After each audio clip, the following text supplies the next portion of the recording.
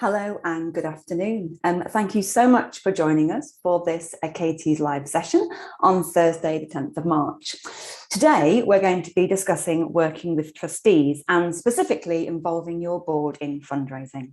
The discussion today is going to be chaired by our director, Caroline McCormick, who I will hand over to in just a short while. My name is Deborah Larwood. I am Director of Development here at Achates. We are a creative consultancy with a holistic approach to recruitment, fundraising and strategy development. We take our name from Greek and Roman mythology. Achates was the close friend and loyal advisor to Aeneas. So we think our name quite neatly describes the relationship that we offer to our clients in the cultural sector. We set up Achates Live to support the sector, bringing fundraisers and other arts professionals together in order to discuss key topics and also enable you to help and support one another. It's fair to say that Achates doesn't necessarily have all of the answers, but what we do have is an overview of the cultural sector, and we're incredibly passionate about using this perspective and role in a supportive way. Our live stream started as a way for us to support the sector during the first lockdown some 2 years ago, and has continued on a regular basis since then, driven by the topics that you, our viewers, have requested. So today, as I mentioned, we'll be focusing on the topic of involving your board in fundraising. The role and responsibility of trustees has evolved considerably in recent years with regards to fundraising, and the Charity Commission guidance very clearly reflects this. In addition, the requirement to not simply delegate fundraising to the staff team in practical terms, fundraising is a sole area of activity where the non and executive split in responsibility doesn't actually operate in such a simplistic way. To be successful in fundraising, the staff and the board must be active together, with trustees acting as advocates in the fundraising process and facilitating relationships. It's a hot topic, so we thought that we would utilise today's session to explore together the realities, the challenges and the opportunities to successfully engage and involve trustees in the planning and delivery of your fundraising. What are the insights that we can share? What does best practice look like? And how do we build a culture of fundraising at board level? Finally, just to say that all of the information that's shared in today's conversation is, of course, live and current at the time of broadcast. Now, without further ado, I'm really delighted to be able to welcome our brilliant panel of special guests who are going to be exploring the topic with us today. Our panel today includes Janine Catalano, Director of Development at Whitechapel Gallery. Janine's been working in arts development for the past 15 years. After moving to the UK to complete an art history master's, she's held positions at the Courtauld Institute of Art, the American Foundation for the Royal Academy of Arts, and City and Guilds of London Art School. For the past 4 years, Janine has been the Director of Development at Whitechapel Gallery. She's on the advisory board and campaign committee for the Kelly Writers House at the University of Pennsylvania in Philadelphia. Good afternoon, Janine. Hello, thank you for having me, Deborah and all. Lovely to have you with us. Next up on our panel is Abby Walton. Abby is Director of Development at Dancers Career Development, the charity that's here to support all UK professional dancers from every genre and at every career stage. Abby has over a decade of fundraising experience, primarily gained at world-leading arts and heritage organisations across the north of England. She began her cultural career at the Wordsworth Trust up in the Lake District. She has fundraised for Northern Ballet, Sheffield Museums and Sheffield Theatres.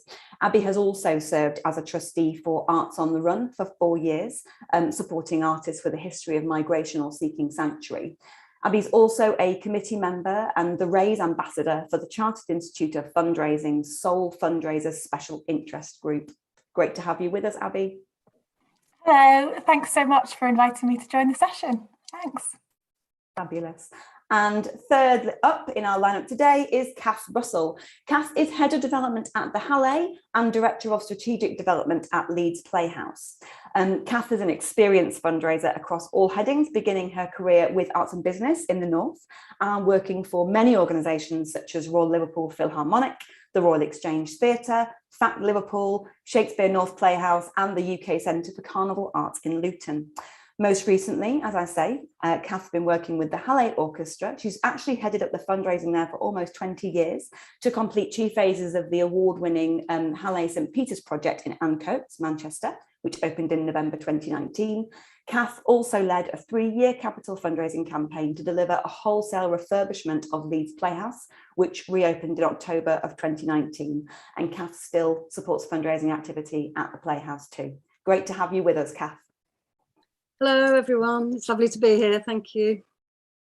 Wonderful. And the session will be chaired, as I say, by our brilliant director, Caroline McCormick, who'll begin by setting the scene for us, and then we'll be leading today's discussion with our panel.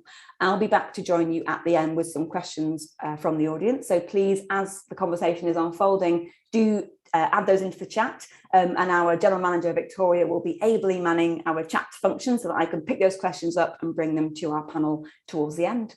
That's it from me for now. So over to you, Caroline. Thanks so much, Deborah. And yes, welcome to all our fantastic guests. So looking forward to hear your thoughts and experiences this afternoon on this really important topic.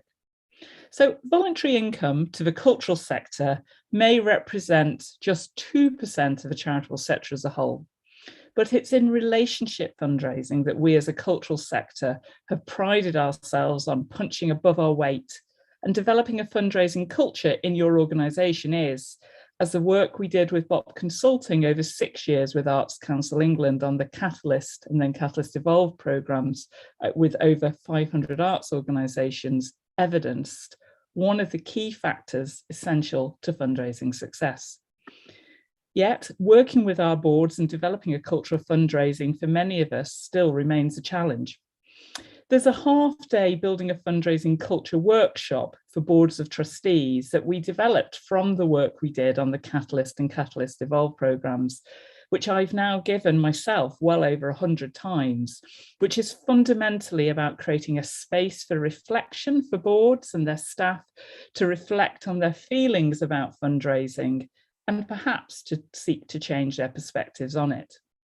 The workshop, which I most recently delivered last weekend, focuses on 2 main ideas.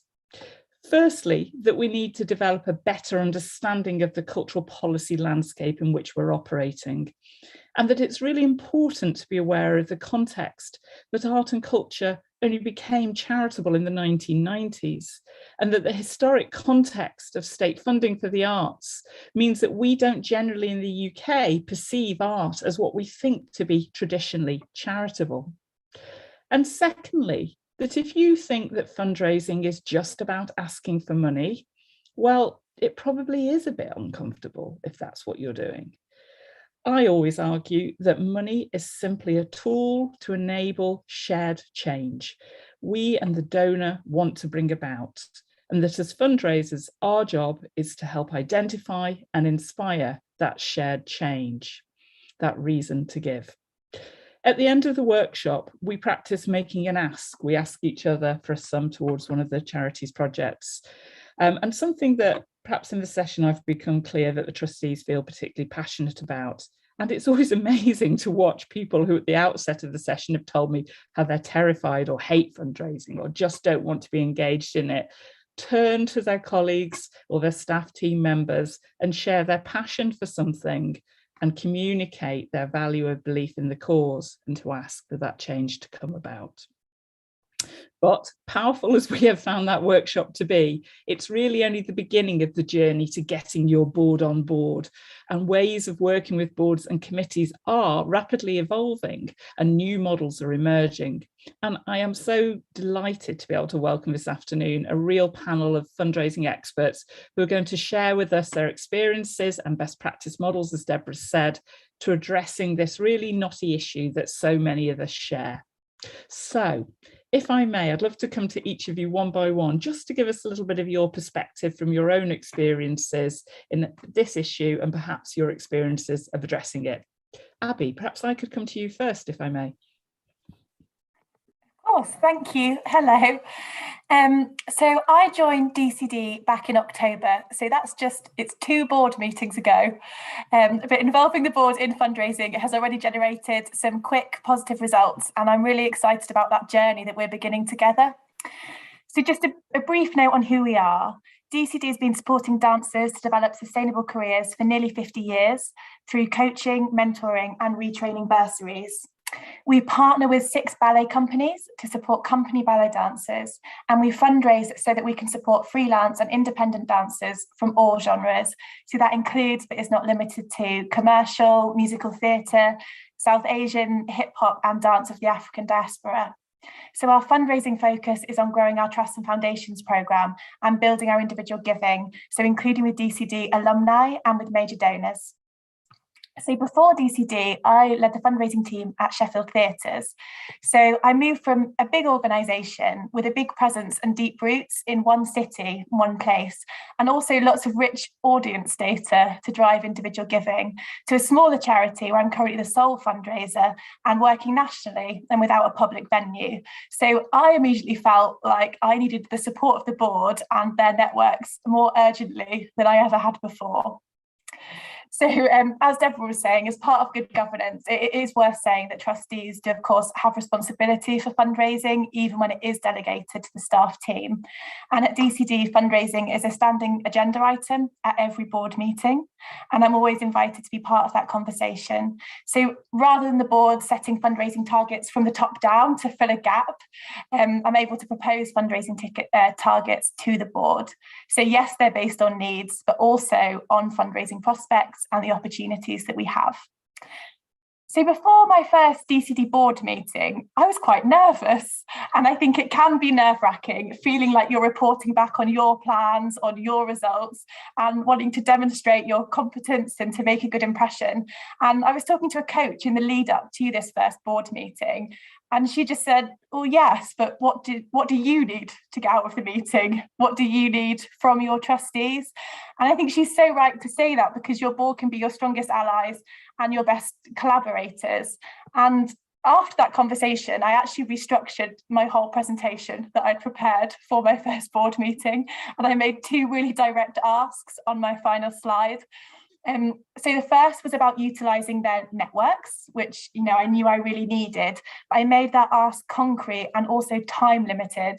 So it was, who will you invite to our January event? And I provided some guidance, so almost a checklist on how they might identify who would be a good prospect in their networks. But also, if that doesn't work, you can always, for your trustees, you can always flip that round and take a list of your prospects and ask to identify their connections on it. And then my second ask was about ideas, artist contacts and access to venues for their kind of a series of stewardship and cultivation events. As I say, that was the first board meeting. They really engaged, and the result since that first board meeting is that a trustee donated to support that January event and helped me to secure a speaker. 4 trustees bought prospects for that event, including which led to 2 new individual gifts and to securing a meeting with a new trust funder for DCD. 2 of the trustees, who were a dancer and a former dancer, have volunteered to take part in a podcast hosted by one of our funders, so strengthening that funding relationship and acting as brilliant ambassadors by generously sharing how DCD previously supported them, helping to tell our story and demonstrate impact. And a trustee supported me to apply to their employer's charitable foundation, and we learned this week that we were successful. And then for me personally, asking for that support led to results that I could measure, as opposed to, did I make a good impression, which is harder to measure. So I found that really, really helpful. And then this might seem obvious to you as fundraisers, but the final step I'm going to say, because it's so important, I think it's worth saying, is that I made sure to thank them and to celebrate those joint successes, both personally and at my second board meeting. And of course, there's another way that trustees can support fundraising, and that is, as Deborah said, that trustees can be donors. And we do receive generous support from trustees at DCD.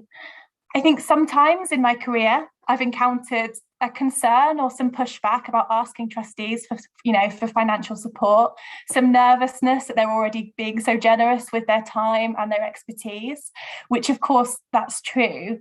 But I think, kind of picking up on what Caroline was saying, if we really believe, and I do, that philanthropy gives something to the donor as well, that it's rewarding and it can be joyful, then why would you make the decision to take that opportunity away from somebody that really cares about your work? And I think on the balance side of that, if you want your boards to be representative of the people you serve, it's important there's not a financial barrier to becoming a trustee. So I think just make it really clear how giving at any level can make a really significant difference. And then just to finish with my kind of summarize that into, top 3 tips, it would be firstly just to think holistically about all the ways the board can support you. It might not just be about giving financially or making a financial ask. They can support with stewardship and with building relationships as well. The second would be to make sure your trustees have the knowledge and tools they need to be able to support you. You know how much learning you've done, you know how much specialist knowledge that you have.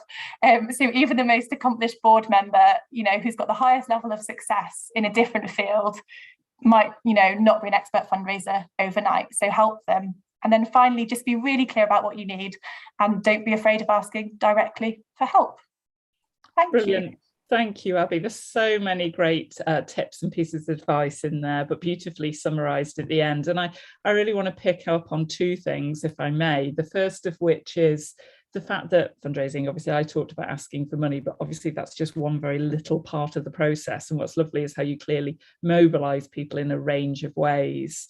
And then I think the other thing I really want to pick up on, which I know many of you will have heard me talk about before, is it never ceases to amaze me how nervous people are of fundraising and how they feel they don't have the skills or the tools or the knowledge. And I always, every now and again, I sort of remind myself of that. And, the fact that just because, as you say, they're an expert in whichever field, that you're hugely impressed by this individual, doesn't mean that they know anything about fundraising. And yeah, keeping things really simple and clear is really valuable. And I know that Deborah will be touching on a way we might be able to help you do this with your board later on in the session. So brilliant. Thanks so much, Abby. Janine, I'd love to come to you, if I may, and to hear a bit about things from your perspective. Sure. Thank you so much. And I'm sure I will be repeating quite a lot of what Abigail said, but I'll try to bring some new things to bear if I can as well. So as has been mentioned, I am the Director of Development at Whitechapel Gallery and have been there for the past 4 years. I have always worked in various art education charities. And to give you a bit of context about Whitechapel, for those who don't know it, we were founded in 1901 to bring really dynamic international art to the East End of London, which at the time of our founding 120 years ago was very diverse and one of the most socioeconomically deprived boroughs in all of the UK, and that continues to be the case in 2022, though it looks very different. Those principles still hold. And in addition to a wide-ranging exhibitions program, we have a hugely active education and community program across East London that is a very important part of what we do. And we raise funds from all income streams and are responsible for about 1/3 of our overall annual income. So in terms of our board, we have quite a diverse board and not inherently a fundraising board. I'd say about 2 or 3 at any given time are there for their experience as donors and patrons of the arts and sometimes for their financial acumen as well. But we also have a local teacher, we have an artist, we have a curator, we have a lawyer who helps in pro bono legal support. And so again, very different from a kind of American style board. And having worked with those, I much prefer this because I think they far better understand and believe in the mission of what we do and can help in ways that are actually in the long run more meaningful. But when I first arrived, I did 2 things. I had meetings with every board member to get a sense of how they had previously engaged with fundraising, what they thought of fundraising, how they thought they might be able to contribute, what they thought fundraising meant, and that was very enlightening. And the other thing I did within my first 6 months was make significant changes to the way fundraising was reported at board level, because what I had found was that there had been some history of not meeting targets on paper, but in fact, the amount being raised was far exceeding what the target was. It was just being raised towards non-budget relieving efforts. And we did not have the capacity to both meet the targets and do all of that work. So I quickly kind of reframed that conversation for the board's understanding to show that it was, in fact, quite a productive team. It did have a ways to go, but also that choices needed to be made about where we prioritized, and that accompanied a real refocus on funding our core budget items as priorities.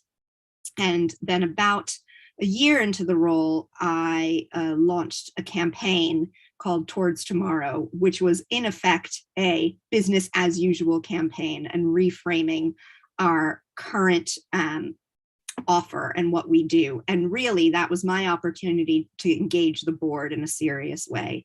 So I asked them all to act as ambassadors and really help tell this message of why what we do every day is so important and needed support. I asked a lot of them to contribute quotes and materials for print purposes, for our website, for various letters that were being sent out. I asked them where they could to introduce possible supporters, which many of them have done, and many who thought they had no contacts to people who might support have thought, oh, actually, I'm a member of this organization that I could bring in, and there might be some potential patrons. There might be one of them brought in a company that she was connected to who ended up becoming a low-level corporate sponsor. And I also started making sure they were invited to fundraising events, even if they weren't donors themselves. One of the significant things is that we have an annual gala, and while we can't afford to comp all of our board members to attend, we do very much encourage them to attend the kind of reception at the beginning so that they get to meet our donors and act as ambassadors, but also see firsthand kind of the importance of those kinds of efforts. And I think it's really gone quite a long way. They are not all current donors, and I would love them all to be, even if that's just becoming 30-pound members a year. But again, like many, I've met some resistance to making that ask at times because of how much they do give in kind. But most of them, I'm happy to say, are now giving at some level. And I think the other thing I just wanted to touch on is the fact that they are, of course, now the final say in any matters that arise around fundraising ethics, so due diligence decisions that need to be made and reputational risk matters that may arise. And I think because of that, and because it's such a live issue, that's caused them all to become really engaged in what we do as a department, and all the challenges and the importance of what we do.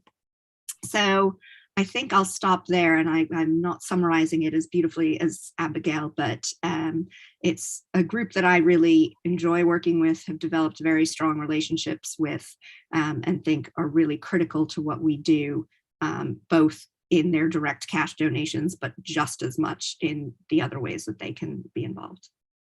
Thanks so much, Janine. Gosh, it's such a meaty subject, isn't it? You've both already flipped it in various ways and different routes into it. I just want to pick up on a couple of the things that you talked about, Janine. So the first one is that issue about targets and priorities. I think that's such a good point. And obviously you touched on it a little bit as well, Abby, in terms of how they're set. And I think that understanding that clarity between the fundraisers and the board, and just having that shared perspective on things is such an interesting point. And then that latter point that you made about the ethics, and I think it really pertains to the points that Deborah was making, those changes in charity law that have really come through since the Kids Company and the Poppy Seller case, which have really meant there was much more regulation than ever before. And it's really good to hear about trustees really stepping up, but obviously there's live challenges all the time in terms of certain donors, etc., and their ethical position. And yeah, it's really, I think now, you know, it on people's minds and on the agenda in a very different way. So fantastic to hear they're really engaged, and I am confident that you will get there and they will all become donors eventually. But I think you're quite right. You have to take your time and not force those things. I remember at the Natural History Museum, there was a moment where all my team had given to the Darwin Centre campaign, and they actually all signed a letter to give, for me to give to the board, asking them to give, which I always thought was such a powerful gesture that they made. I was so proud of them. So thank you. It's really fascinating. Kath, over to you, if I may. Hi everyone. That is really interesting, and I think you're right that it's just sort of endless information that you can learn and keep adding to your own experience, which I think is key to this. So again, I will probably repeat stuff. I apologise. I'm going to try and take a slightly different angle on things, and I apologise in advance if some of it sounds a little bit negative, but I think it's important as well to dwell on some of the points that maybe make our lives difficult where boards are concerned, and not just whether they're helping us or not. Sometimes it's the help that creates the challenges as well. So I was just going to focus on that. Before that, just to explain a little bit about the two organisations I'm most invested in. The Halle Orchestra, I've worked there for a long time. I did take a break to have 4 children and picked up freelance work as part of that break, and then kept freelancer and paid employment going, which has been really great. And I think the combination, particularly of these two organisations, is very stimulating. They're very different. The boards are very different. Halle is 165 years old. It's a symphony orchestra, one of 5 regional symphony orchestras in the UK, and in dispute with the Royal Liverpool Philharmonic, one of the oldest. We used to say we were the oldest, but then Liverpool got very upset, and it was a difference between who played the first notes and who got to the company's house first. So it continues to rumble on, and that, you know, has huge benefits for fundraising. Undoubtedly, we have an extraordinarily loyal patrons base, and we have the advantage of being in Manchester, which currently is a buoyant business centre, so we do very well with sponsorship, and trusts and foundations. Leeds Playhouse is a dynamic, incredibly inspirational, large regional theatre, with an amazing track record, particularly in creative engagement and how they work with people across different communities with their education work. And a very committed senior management team who are mostly are practitioners, and it's a very fast-paced organisation, which can sometimes be as much of a disadvantage as an advantage. So a much more youthful organisation. It's 50 years old, which I know in culture still is quite old. So my experience, I think, with boards runs alongside, I think, what we've touched on a little bit already today, which I consider it all to be about relationship development. And I think what's been interesting for me is that some of the people you think are going to be the least useful to you end up becoming the most useful to you. And that's fantastic when it works well and can be really productive. But it does obviously create challenges that I think it's almost impossible to identify a good board member for fundraising. And I think that, you know, taking it right back to basics, I think is really difficult when you're recruiting for a board, if you're trying to recruit for somebody who can help with fundraising. In my experience, it's often the people who come on the board for different reasons who end up being the most useful fundraisers. I think the relationship with the chair is crucial, and where that hasn't been positive, I think that is very, very challenging, because I do think the chair has to be at least very sympathetic to the needs of the fundraisers, and ideally be a donor themselves. You know, I accept the points that everybody's made about it being difficult to get boards to give you money. I think it's almost impossible if the chair is not a donor in some way, and I think that should be more explicit really when recruiting for a chair. And I've had very good experiences. Currently with the Halle, we have a wonderful chair who is a businessman, former PwC, and, you know, absolutely brilliant at turning on the charm and engaging with people, and was clearly very well liked when he was in business, which helps. And he is very willing to come with me, ask people for money, and be there when the deals are struck. That's probably quite rare, I would suggest. So I think more so it's about asking board members to open the doors for you, that you can then go in and ask for money. And again, we've covered this, but I think reassuring board members that they aren't expected to sit in front of people, many of them friends and colleagues. And I think we sometimes forget that they have relationships often with these people that transcend business or fundraising, and they're quite rightly concerned about that. So I think it's about opening doors and letting us in rather than them having to do the fundraising themselves. And I have found that that's, if that can be articulated properly early on, that's really reassuring for those board members. And then they start to be very creative about who and where they can get you into. And that's on occasion been very productive. I think it's really important to try at least to be part of the recruitment process for the board, so that you can at least have an engagement in the fundraising potential of somebody. As I say, it's not always easy to predict that, but I think it works best where the chair or the chief executive of your organisation allows you to obviously suggest potential board members, and that's taken seriously, but also to ask for your thoughts when they're recruiting board members for all sorts of reasons. For example, at the Halle, we've often had professional musicians on the board, and although their access to money might be limited, they are, to somebody who loves classical music, you know, heroes and heroines, and people who, if they turn out to events, are the sorts of people everybody wants to meet. So, you know, they can be incredibly useful fundraisers without even realizing. And equally, on the other side of things, solicitors and finance directors from businesses obviously can prove very useful in getting into corporate conversations, and, you know, ideally people who are willing to give themselves, which of course is much more difficult to identify when you're interviewing for board places.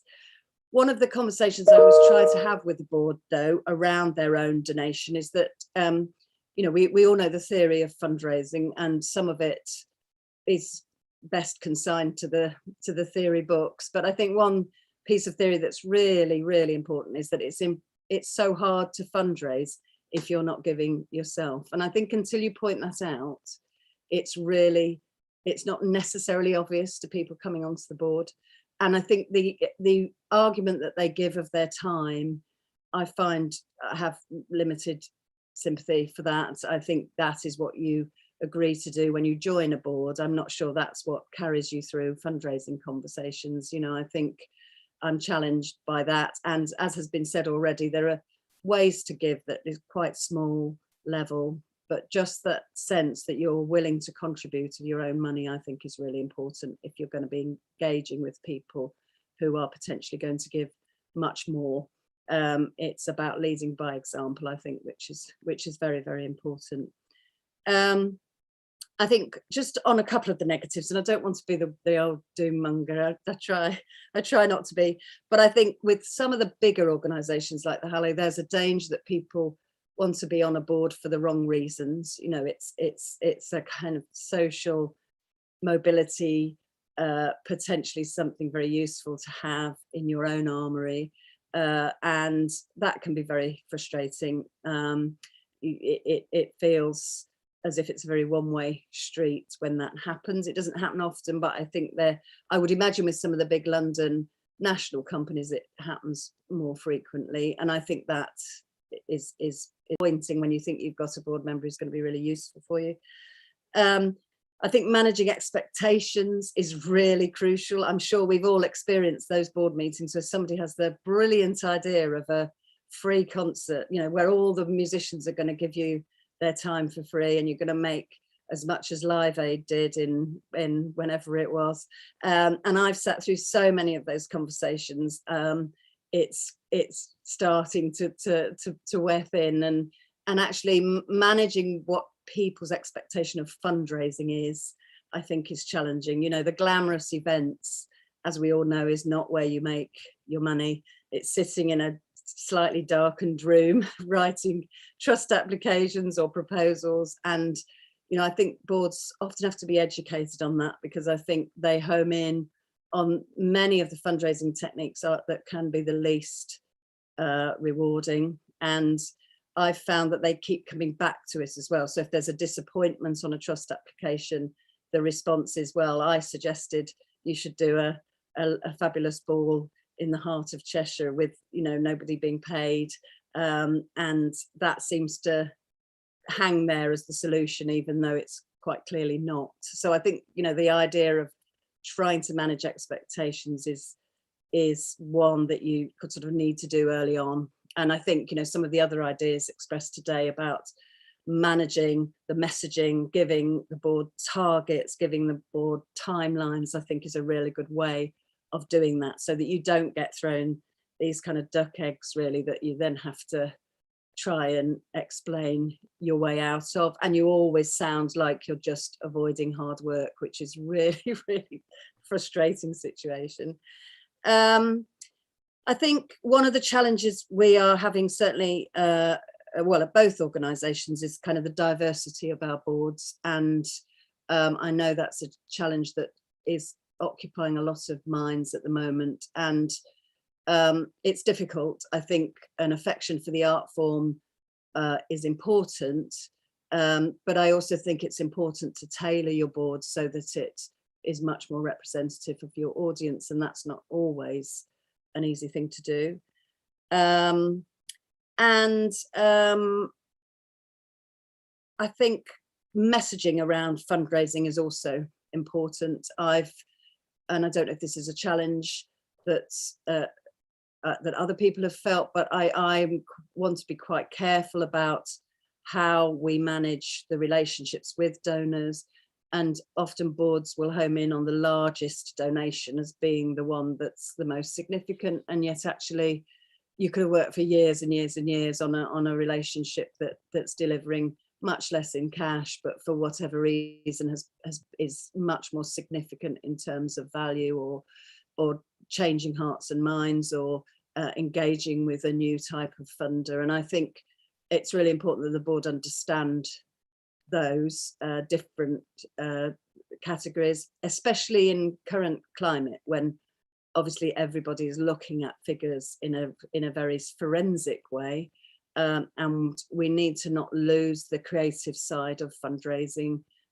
be driven by the board's frustration or nervousness around budgets. We need to hold tight to our strategic objectives as well. And that's easier said than done. I appreciate that entirely. So I think that's it for me. I also haven't got a summary, and I apologise. And that was probably roaming around various parts of the north of England, but hopefully I added to what were a couple of brilliant presentations before. You certainly did, Kath, and you've given us another set of insights again. I mean, I would want to really pick up on the point that you made so brilliantly there about chairs and about boards brought generally, and the idea of roles and responsibilities, which I think is so true. And I you know, coming back to what Deborah said, you know, not only has it evolved at a charity commission level, but really the way boards are operating, what is being expected of them, not only in the fundraising arena, but broadly has evolved so much. And yet I feel that very often there's not enough space for the conversation about that. So I think your points about being clear and open about that are really important. Could I ask the three of you, you'll probably need to speak as well as raise your hand. Do you have job descriptions that include giving for your trustees in your organisations at the present time? Abby, just a very quick poll. Do you have a job description, and does it include fundraising and giving? We have job descriptions. It doesn't include giving. No, not at the current time. Janine, what about from your side? Same answer. Yeah, same answer. And Kath, from you? We don't specify giving, but we do talk about supporting the fundraising function. So fundraising is mentioned, but there's not a specific requirement to give. I'd love there to be, actually. Yeah, no, it's a really interesting one. Yeah, well, I think it would be a really interesting start to the discussion, and I think people could absolutely say, I can't afford very much. And I think this point of proportionate giving, the democratisation of philanthropy, is obviously something at Achates that we're all about, and we really believe that so much of the future of the arts lies in that democratisation and the mass giving, as well as those major gifts as well. So no, I think it's really, really true. Right, I'm going to come to you all with some questions quickly, if I may, because I don't want to not have questions from the floor as well. Abby, I'm going to come to you first. what advice do you have for an organisation encouraging engagement by its board in fundraising for the first time, and particularly perhaps where some of those board members have been around for a longer period of time and so perhaps have got a more historic context on what fundraising is and what it means? Abby, what about you first? Yeah, thank you. I think Kath's point about engaging the chair is really critical. I think that idea of meeting all of your trustees one-on-one to talk to them about their perception of fundraising and their experience and their skills is really, really important. I think I would say I've been really lucky actually in working with some really engaged boards. But again, I think just going back to those points I initially kind of talked about making sure that people have the tools that they need, because fundraising can be intimidating. That idea, as you say, if you think of it as that you're going to be in front of somebody and you're going to have to make an ask, then it is intimidating. So just making sure that they have the tools and the skills that they need to be able to do that is so important. And again, I think if you get pushback to involving people in fundraising, just being really clear about what that is, because there are all sorts of ways to engage with fundraising, whether it's managing relationships. I'm always sort of amazed when I meet someone really eminent and they want flashcards to have in their pocket. Yeah. It's kind of, that's fine. If that's what you need, that's what you'll have. Absolutely. Yes. Great. Janine, what about from your side? Yeah, I mean, I would say I certainly haven't cracked the idea of board members actually making the direct ask themselves. And I love that idea of workshopping them, making an ask to each other. I recommend it. Right, I will steal it. But what we certainly have done is they get 98% of the way there, in that they are now, lots of them, extremely good at making the case and kind of understanding the language around fundraising needs and kind of our charitable status and all of those things. So I will take that. And then if we can parachute in and say, and do that final, so could you do this? Just having their, the endorsement in their words goes a really long way.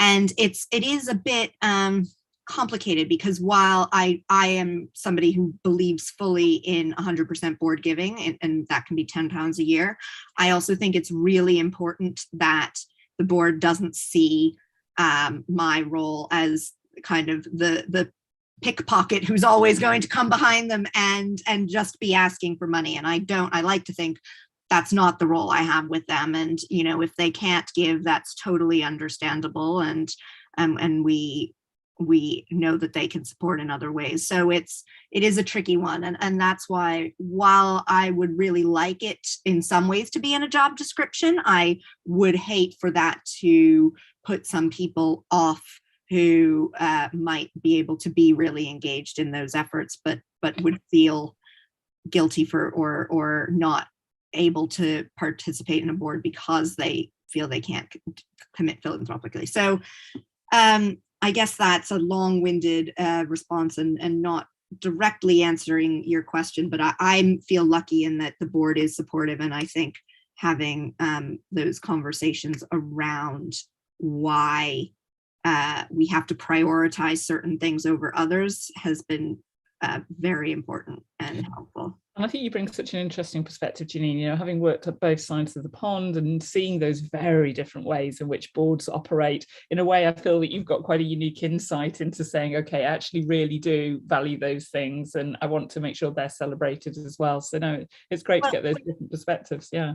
I think it's what a board is there to do. If a board is there to in and of itself generate income, there's a case for the American model. But if a board is there to help ideologically steer and provide support and guidance and make sure you're delivering on a mission, I think that the British model is much, much more effective in that, if less financially lucrative in directly, but in the long term, the relationships that they can generate and the support that they can give in other ways more than makes up for it and makes it a much more impactful group, I think. Brilliant. Yeah, no, really interesting. Kath, what about from your side? Any advice? I think there's a certain audit that you need to do as a fundraiser around your board about the value of each board member, and you know, and that has to include some that you just decide are best engaging in other aspects of the organisation in the nicest possible way. I think, you know, I think a blanket approach is not going to work. You know, I think it would be lovely if it did, but it probably won't. So I think you need to be quite brutal in your own mind, at least. I'm not suggesting at all publicly, but about the worth, if you like, of each board member. And I think then you can be very pleasantly surprised at what can be achieved. So, you know, I in my experience, it's come from all sorts of angles, as I mentioned. You know, a high-profile musician can give you all sorts of opportunities to invite people to meet them, or come and have a meal, or come to a concert with them present, and that for some people is all that they're focused on. And then meanwhile you can be discussing with them all the things that you actually wanted to talk to them about, and that's successful. Equally, I think, you know, people who are local authority people, you know, there's a lot of stakeholders who are very interested in understanding or getting into the mindset of powerful local authority people. So again, that's been a useful resource in the past. And then people who are obviously well connected in business, there's always a value, I think, that they can provide. And I think sometimes you have to convince them of that. Yes. And that's interesting because you, as you said earlier, you sort of assume people who've done well in business are going to be very, very confident of their own success. But, you know, if they are lawyers or they are accountants, their work might be relatively behind, you know, backstage, if you like, and suddenly feel it makes them feel a bit exposed. And I think it's about coaching, about them knowing that you won't push them into a room and then run away. The fact you're there with all the backup information. If they're hosting an event, you'll be there for the full time. You're not going to leave them on their own.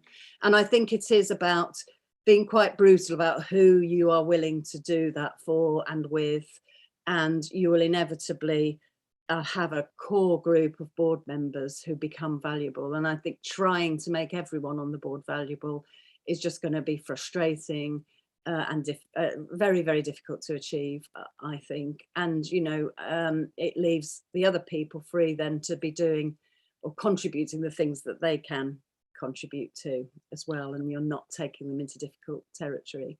But I do think there's an important conversation to have about donation, though. And I agree with everything that has been said. But, you know, in most organisations I've worked in, there are levels of donation that at least signal an affection and an interest that aren't going to break the bank. Exactly. I think it's that sense, isn't it, of me, philanthropy is a barometer of our relationship, and essentially it isn't about the scale, it's about the commitment. And I think you've all articulated that really beautifully. Deborah, we've got lots of questions coming in the chat, so I'm going to abandon mine and hand over to you so that the ones from the floor can be asked instead.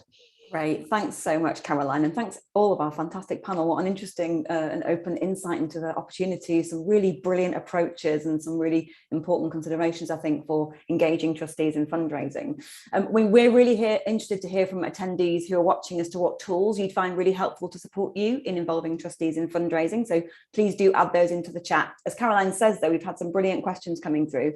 The first question that I wanted to put to the panel is, do you think that the pandemic has helped to reposition the arts as a charitable cause because the underlying business model essentially has had more media coverage? And as a follow-up to that, if so, do you think that we should change our positioning and ask, especially in relation to the narrative for board members? Can I come to you on that, Janine? Get your thoughts. Yeah, I mean, I will be the first to say that we are more fortunate than some other art forms in that the visual arts were able to open when others couldn't. But with that caveat, it has been hugely challenging. And I do think that it has kind of re-cemented, at least for a lot of our donors and prospects, the very real support that the arts does need, while at the same time causing some other donors to change their mind and focus more on health and humanitarian causes that seem more pressing. So it's worked in both ways. But yes, I do think, the point that was raised earlier about the arts in the UK only being seen as charitable, or only being charitable more recently and still being a challenge to be seen as charitable, and I also say this with an education hat on, continues to be difficult, but I think was shifted in the pandemic, and hopefully that will continue. I think the only way the sector can survive is if that continues, because we all know what's happening with the Arts Council and everything like that. So I think the board, I will say I've always worked with boards that understand the importance, or the necessity at least, of fundraising, but now I think the shift we've seen is that it's becoming an imperative that they take that on as a responsibility themselves, as much as the artistic mission and things like that. So it's, there's a ways to go, because it is not nearly as exciting on a top level day to day, but I do think there are good things that have come out of it. I'm not sure if that exactly answered the question, but. No, that's brilliant. It's really, absolutely fantastic. Thank you, Janine. I'm going to move to another question, because I'm very conscious of time.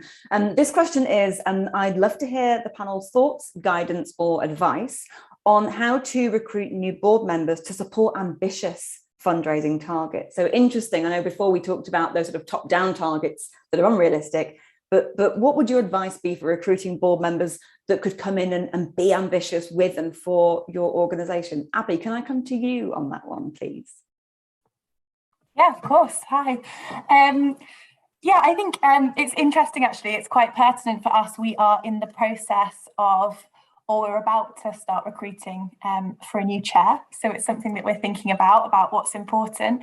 But also, for myself, I've started the journey of thinking about who we might want to invite onto a development council to work with the board as well. And I think that's quite different. In terms of support fundraising kind of ambition, I think ambition is really interesting. I think there's, as I said, I've worked at organisations of different scales, and I'm quite interested in where that trustees' experience comes from, compared to the scale of our organisation and kind of what is achievable. But I also think that question of ambition is interesting in terms of what you want to be ambitious around, because it's not just about being ambitious about numbers. I don't think it can also be about being ambitious about the change that board member might be able to make, and that your organisation can be able to make, and finding different ways to measure ambition, I think, is quite exciting. Yeah, absolutely fantastic, wonderful. And I'm so sorry that we're running out of time now. That feels like a very hopeful note, though, for us to finish our conversation on. I just first of all like to say a huge thank you to our panelists, to Janine, to Abby, and to Kath, and obviously to Caroline as well, for chairing what I think has been a really stimulating and encouraging discussion and conversation today. Before we finish our session today, we wanted to tell you very quickly about a new resource that we've developed here at Achates.